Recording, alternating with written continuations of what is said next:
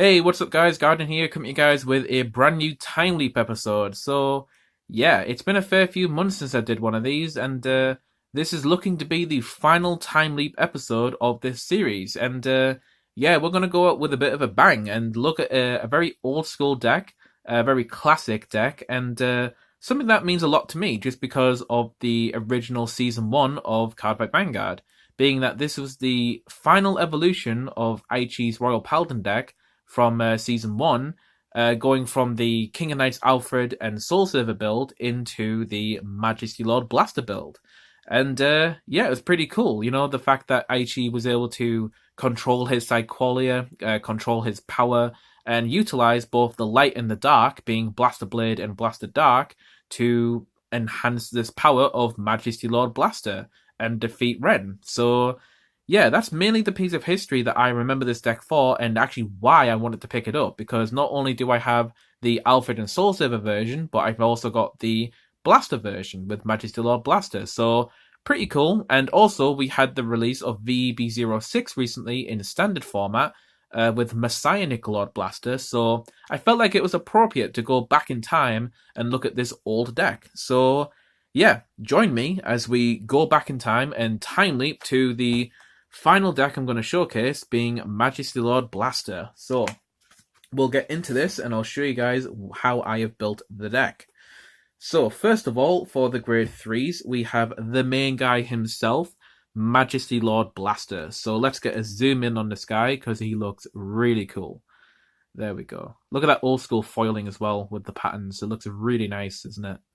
But yeah, Majesty Lord Blaster, playing 3 of them. So what does he do? So he has 2 skills, both on Vanguard. The first skill is Continuous. Whilst you have Blaster Blade and Blaster Dark in your soul, he gets 2,000 power and +1 critical permanently. So yeah, he becomes a 12k base with a base critical of 2, which makes him pretty scary as a Vanguard. And you're probably wondering, okay, so how do you get Blaster Blade and Blaster Dark into your soul? Well, that's the second skill, which is when this unit attacks, you may move Blaster Blade and Blaster Dark from your rearguard circles into your soul. And if you do, Majesty Lord Blaster gets an additional 10,000 power. So not only does he have 12k base and 2 critical, but now he gets an extra 10 on top of that, putting him to 22,000. And let's say you boost him with like the 8k vanilla of Little Sage Merrin, you're looking at like a 30,000 Vanguard attack for 2 crit. Pretty scary. So yeah, you can understand why he's pretty good for that. But it's the fact that that crit stays with him. He's always at 2 crit whenever he's attacking. So as long as you got both of the units in your soul. So yeah, he's pretty cool for an end of season boss monster, I suppose you could call him, or boss unit, I suppose. The final form of the blasters, merging Blaster Dark and Blaster Blade, and you got Majesty Lord Blaster. Such an epic card, and yeah, really happy to be able to own this deck and play around with it. But I decided to play 3 of them just because you can actually search for this guy with Wingle Brave. So yeah, it makes the deck rather consistent in a way. And also, if you draw extra copies of him during the game, I do also play Lake Maiden Lien in this deck, so that you can discard any dead cards that you don't really need for other potential cards that could help you out. So yeah, I felt like 3 is a respectable number for him, but I have seen builds where they play 2, so it's completely up to you on that. So yeah, we have the 3 Majesty Lord Blaster. I'll just put him up here in the corner. Just that will do. So moving on with the grade 3s, we have the next one, which is going to be 3 copies of Swordsman of the Explosive Flames Palamedes. Now, very simple to why I'm playing this is that he's a 13k attacker, and that's pretty valuable because Dragonic Overlord The End and Phantom Blaster Overlord have obviously the cross ride of them, so that is a 13k base that those two will be at. So it's pretty handy to have Palamedes on hand as a rearguard that can hit them on their own. And yeah, that's pretty good. So I felt like running 3 of them because I did cut out a 3rd copy of the next card to make room for the 3rd Palamedes. So we'll move Palamedes up here just as a good attacker. Make sure those are lined up nicely. There we go. So the next grade 3 and the last grade 3 is going to be 2 copies of King of Knights Alfred. So the reason that we're still playing 2 of him in the deck is simply because of his Counterblast. So Alfred's Counterblast is able to be used on Vanguard and Rearguard Circle. So it's pretty good for the fact that you can use them on either or. But you can Counterblast 3 to search your deck for up to one Grade 2 or less Royal Paladin and call it to the Rearguard Circle and shuffle your deck. So it can outright just search you Blaster Blade, which of course you need for Majesty Lord Blaster. So that's pretty good there. But you can just use Alfred as a 10k beat stick as well, that's fine. And he does make for a somewhat decent backup ride target, just in case you're unfortunate to not see Majesty Lord Blaster. So that's kind of okay. But you're really just running the two of him just so you can get the Counterblast off and get that superior call from your deck, get that search. So yeah, 2 King of Knights Alfred. So he is still being played in this deck. So, moving on to the Grade 2s, we of course have the Avatar, the one and only Blaster Blade. We are playing 4 copies of Blaster Blade. Need to run a good amount of these for Majesty Lord Blaster, of course. But yeah, I mean, his Counterblast isn't particularly used too much. You can use the Vanguard skill to retire a starter, potentially. The other one for the Rearguard, don't particularly use that too much at all. But you're running 4 pieces of him just because you need him for the Majesty Lord Blaster. So, yeah. Of course, we have Blaster Blade. But next, we have a familiar face, quite indeed. We have Knight of Loyalty Bedivere. So yeah, this is the old school Bedivere, and what he does is that if you have a Vanguard with Blaster in the card name, so Blaster Blade or Majesty Lord Blaster, when this unit attacks, he gets 3,000 power until the end of the battle. So this is actually something I mentioned in a Vanguard topic recently, but this is the 12k beat stick for Grade 2 for blasters, and he's good for the fact that he can just attack on his own against any 12, 11 or 10k base Vanguards, and yeah, it's good for rush as well, because if you ride the Blaster Blade for your Grade 2 turn, you can just call some Bediveres down and start swinging with him, and if your opponent is on like a 10k vanilla, back then being the power 10k base vanilla, Bedivere was still able to hit, so that was pretty good. So yeah, running 4 copies of him for the rush and just being a good unit overall. So the next unit that we're playing, of course, is the other half of Majesty Lord Blaster, being Blaster Dark. So playing 2 copies of him. Only playing 2 though, because Blaster Dark doesn't actually do much in here. The only thing he does is feed Majesty Lord Blaster for his skill. So we're not really utilizing him in terms of any skills or anything. He's just a 9k vanilla, if anything. But the cool thing with Blaster Dark is that he does have a way to be searched in here, which is actually rather interesting, because I actually forgot about this card initially until I saw a list that was actually using it, and I was like, oh my god, that's great, I need to get one of these. So the unit is Starcall Trumpeter. So what this girl does is when it plays on Vanguard or Rearguard Circle, if you have a Royal Paladin Vanguard, you may pay the cost, Counterblast 2. If you do, search your deck for up to 1 Grade 2 or less card with Blaster in its card name and call it to the Rearguard Circle. So, unlike King of Knights Alfred that asks for a Royal Paladin unit, this asks for just a Blaster unit, Grade 2 or lower. And yeah, that means you can search Blaster Dark with this card, which is actually really, really good.